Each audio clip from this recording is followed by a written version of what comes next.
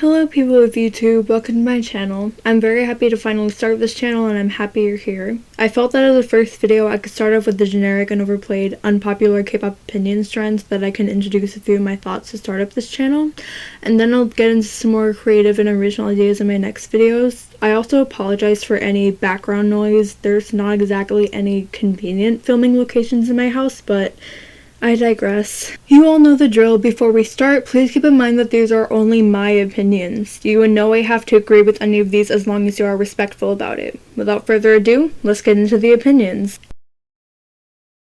Now, I get that YGE has their strategy, and while it may be still working for the most part, that's not going to stop me from calling out what a lazy move this is. Blackpink hasn't had a group comeback since October, so it's been about 7 months. While this isn't a super long time in between comebacks, and I get that's pretty normal for Blackpink and any K-pop group really, it seemed like things were getting better for a while. They had a total of 3 comebacks last year, as well as finally putting out a full album, so things finally were looking up for once in their career. However, while a number of groups who last had comebacks around the same time as Blackpink have either already announced comebacks for soon or even had comebacks by now, Blackpink is literally releasing a Japanese repackage. Like, okay, great, but where's the comeback? Can I say that I'm surprised? No, I can't. They've done this before to cover up for lack of content, so they'll very damn well do it again. However, I can say that I'm extremely disappointed in YGE. I would have understood a bit more if the repackage had come out maybe in January, but it's coming out nearly a year after the original album was released and there's still no proper comeback.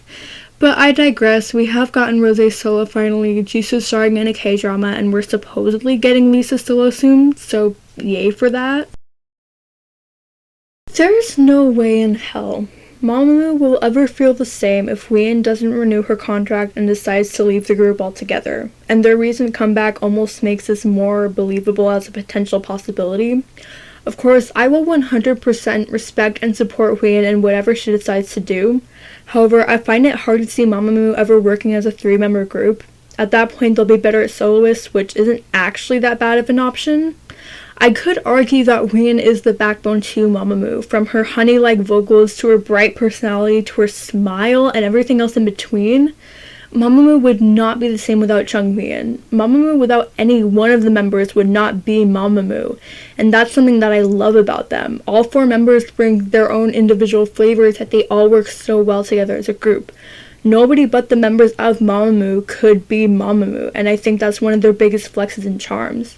Do I think Wheein will leave? I don't know. I am getting more worried about that possibility every day. All I know is that whatever ends up happening, MAMAMOO will always be 4, and OT4 will always have my heart.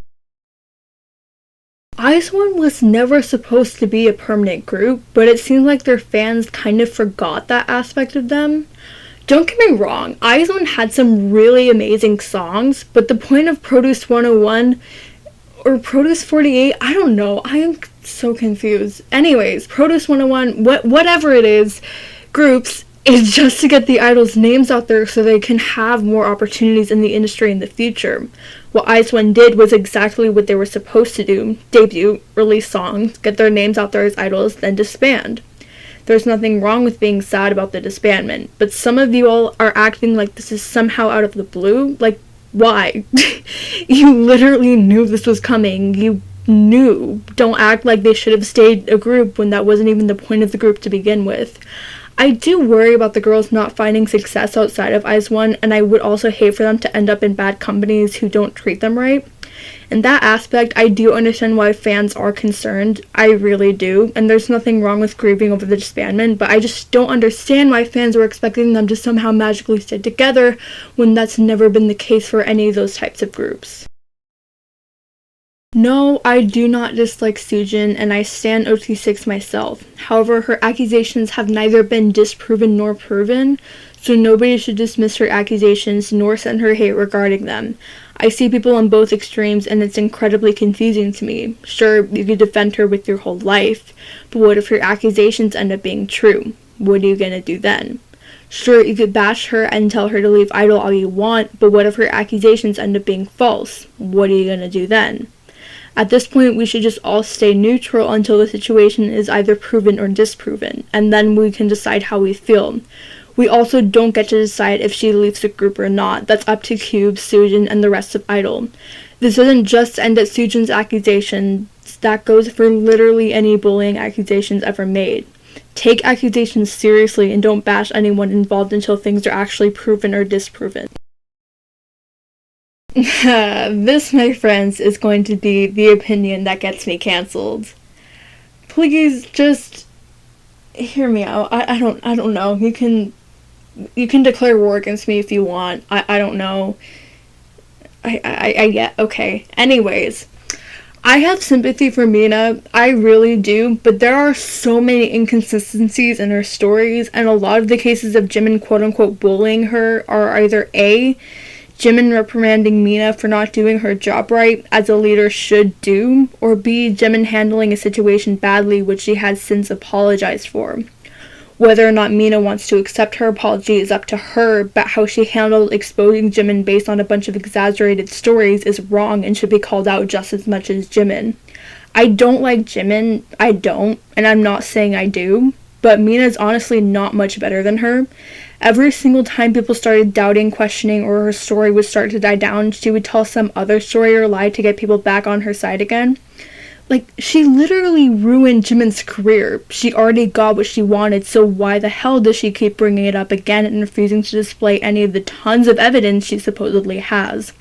If she's really telling the truth at this point, she needs to actually sit down with legal professionals to actually get justice. None of the instances of bullying that she brought up are even really bullying. I don't know, there's just something that doesn't feel right with her case. There's a video by a YouTuber who explains it a lot better and in a lot more detail than I do, so I will link it down below. But all I'm going to say further is that Mina is not innocent, and she needs to be held accountable just as much as Jimin does. I don't have much more to say. aespa's music just doesn't do it for me. The fact that SM is hardly even giving them original songs, yet their storyline is so complex and well thought out, is extremely telling that SM only really cares about money and covering up scandals. That's really disappointing because those girls are so freaking talented, and if their potential is wasted all because SM cares about their storyline too much and that gets in the way of their actual music, that's going to be really sad, and I don't know how else to put it. Just put it simply, it's gonna be really sad. I'm not saying that's definitely how aespa's gonna end up. It's way too early to tell that, but I just really hope that's not the case for them. Rosé is such an amazing dancer, but this choreography did not display that nearly enough. Her backup dancers did most of the actual dancing, while Rosé mostly just either stood there, walked around, or occasionally interacted with the dancers.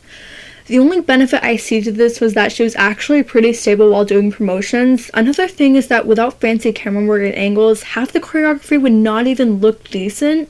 Like, for example, this move would not even make sense without the camera work. The choreography could have been so much better, and it was extremely disappointing to me, especially with how much I love On the Ground, like the actual song. I never really understood why so many people call EVERGLOW underrated. No, they aren't a top 3 girl group, but they're massively talked about and appreciated among K-pop fans. Every single day, I hear about EVERGLOW in some shape or form. Their songs are successful and popular, and they're always credited as a top group in the 4th gen already. They make amazing songs and they don't go overlooked. People always talk about their music. Their success is only going to grow, and even right now, it's pretty big for them being a fairly new group. K-pop fans are always saying that people shouldn't compare idol skills because they're all good in their own way. And while yes, I do agree, but do you realize that there are technicalities for a reason? There are professional vocal coaches for a reason. There are professional dance trainers for a reason. Not all idols are on the same level as other idols. That doesn't mean those idols are untalented, and there's nothing wrong with preferring someone who's not objectively the best at something. As long as you can realize they aren't objectively the best instead of going around saying that your idols are the best at everything in the industry when objectively they're not. For example, I love Jihyo's vocals so much, and she's one of my favorite vocalists in K-pop, but I can realize that she is not objectively the best vocalist in the industry. I love Ryujin's dance style so much, but I can admit that she is not technically the best dancer in the industry. I actually laugh when people say things like, can we stop comparing vocals because all vocalists are the best? Like, bitch, what? No, not all idols are the best vocalists. That's stupid and doesn't even make any sense. You can prefer any vocalist, rapper, or dancer you damn well please. There's nothing wrong with that. Do what makes you happy. But when it comes time for actual critical analysis, don't go spewing around that your fave is the best based on completely on preferences. That's not technicalities. Another thing is that there's no singular best rapper, dancer, or vocalist from a technical standpoint, but there are best rappers, dancers, and vocalists. So it is subjective to a certain extent, but not to the point where you can just say anyone is the best. From a musical standpoint, BTS are true artists. People can discredit their work and achievements all they want, but that doesn't make them any less talented. That doesn't make them any less successful. That doesn't change the fact that they're on the top of the food chain when it comes to K-pop and they're up there for a reason. That doesn't make their fandom or source of support any smaller. It doesn't change the fact that in 20 years, when the music world looks back on influential artists from the 2010s to 2020s, BTS will be the spotlight of that conversation, and they'll go down in history with bands like ABBA, Blondie, and the Beatles. Well, I hope you all enjoyed these opinions.